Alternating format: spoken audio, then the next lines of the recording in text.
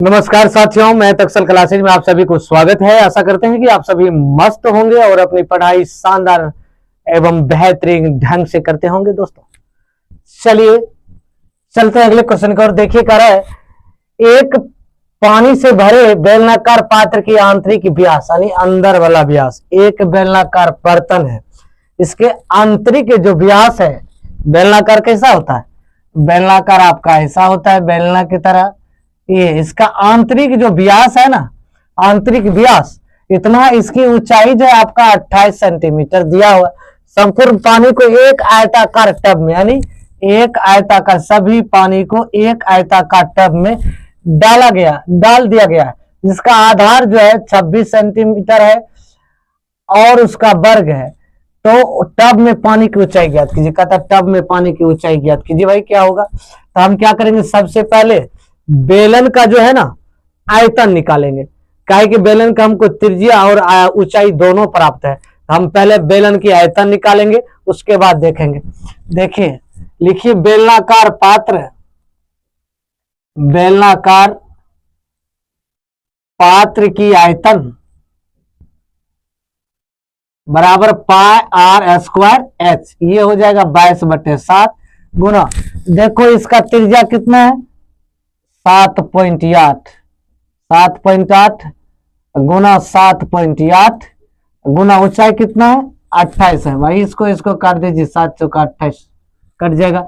ये 22 गुना 7.8 गुना 7.8 गुना ये इसको दशमलव उड़ा लीजिए, इस दशमलव को हटा दीजिए। हटाने के बाद देखिए इसको क्या कीजिए, 22 78 गुना 78 गुना 4 बटे 10 गुना 10 100। अब इसको गुना कर लीजिए आप, ये 22 गुना 78 गुना 78 गुना 4 करोगे तो ये आ जाएगा 535 392, ये बटे आ जाएगा 100। जब इसको भाग देगा तो इतना आ जाएगा 535 3.92 सेंटीमीटर क्यूब, ये इतना आया। अब हमको क्या करना है, इसका आयतन ज्ञात करना है। तो लिखिए आयताकार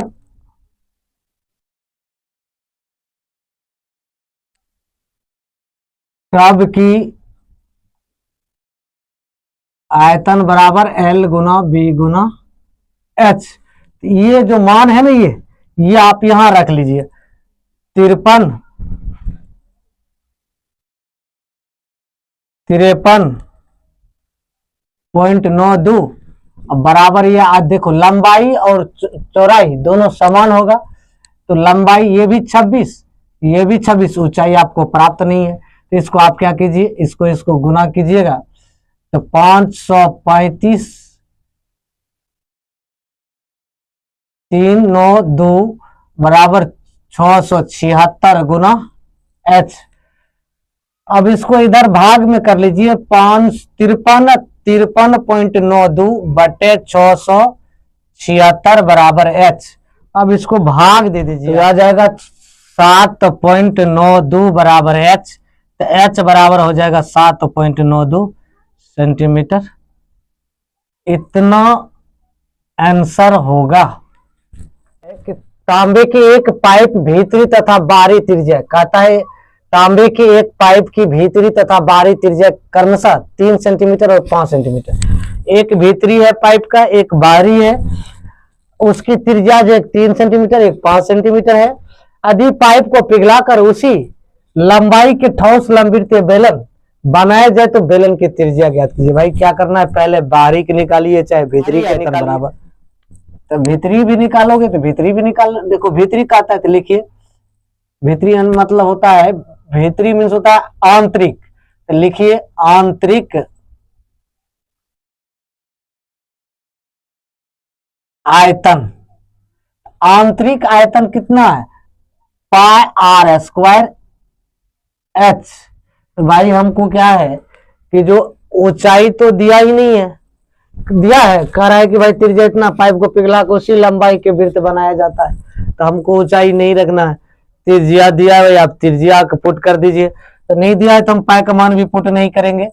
तो पाई रखिए, त्रिज्या की ये भीतरी है ये, अब बाहरी है ये, तो भीतरी का कितना है 3 है, 3 का स्क्वायर कर दीजिए गुना h कर दीजिए, बराबर 3/3 9 पाई h।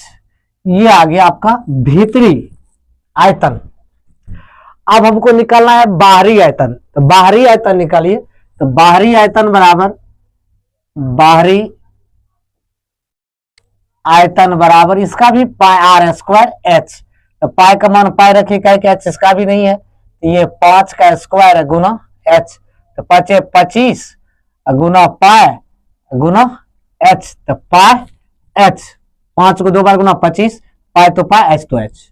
ये तांबे की आयतन निकालेंगे, क्या कि ये तांबे है, इसको उसमें तांबे की आयतन,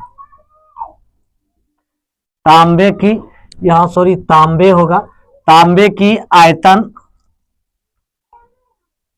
बराबर इसमें से 25 पाई एच में से 9 पाई एच को घटा दो, तो बराबर कितना आ जाएगा 16 पाई एच।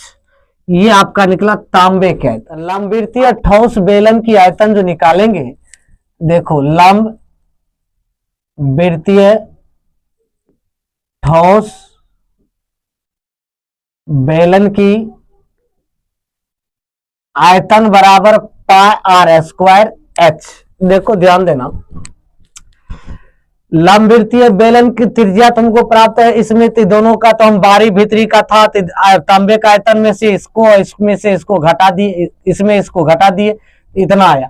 तो लंबवृत्तीय बेलन को जो पाइप को पिघला के उसी लंबाई के लंबवृत्तीय बेलन बनाया जाए तो बेलन की त्रिज्या क्या है, लंबवृत्तीय बेलन था उसकी आयतन निकालेंगे।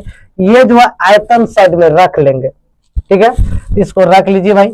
ये यहाँ जो लंबवृत्तीय तांबे निकला है और पिघला कर जो बनाया जाता है वो निकला, ये 16 पाई एच बराबर पाई गुना आर स्क्वायर गुना एच। देखो एच से एच कट जाएगा, पाई से पाई कट जाएगा, 16 बराबर आर स्क्वायर बराबर 16, आर बराबर रूट अंडर 16, स्क्वायर हटेगा तो रूट सटेगा, तो रूट अंडर 16 हो जाएगा, तो आर बराबर हो जाएगा 4। इसका वर्गमूल निकालोगे ना तो 4 गुना 4 हो जाएगा, जोड़ा लग जाएगा तो रूट से बाहर आ जाएगा, तो 4 सेंटीमीटर। यही दोस्तों आपका आंसर होगा। यदि आप फेसबुक देख रहे हैं तो फॉलो कर लीजिए, यूट्यूब देख रहे हैं चैनल को सब्सक्राइब कर लीजिए, बेल आइकन को दबा दीजिए दोस्तों। Thank you. लाइक और शेयर करना मत भूलिए।